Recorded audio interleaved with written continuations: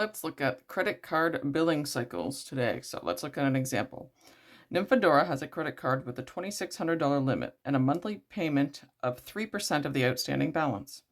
Her statement date is the 10th day of the month. The grace period is 25 days before the minimum payment is due. So the grace period is the 25 days that there'll be no interest. So if you pay your credit card within these 25 days, you're only paying the principal. You're not paying off any interest.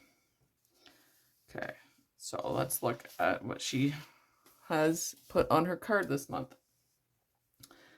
So these are the following charges.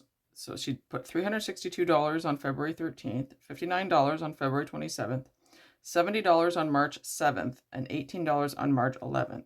So her statement on March 10th will include the first three transactions, the February 13th, 27th, and March 7th.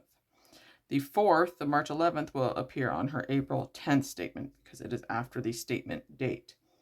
So Nymphadora's minimum payment will be due on April 4th, which is 25 days after her March 10th statement date.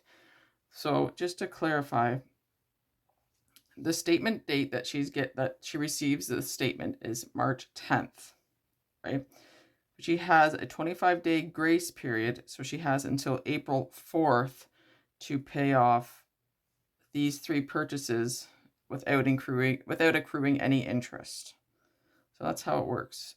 And if she doesn't, she's going to be paying interest on her charges, which we will get to in the next example.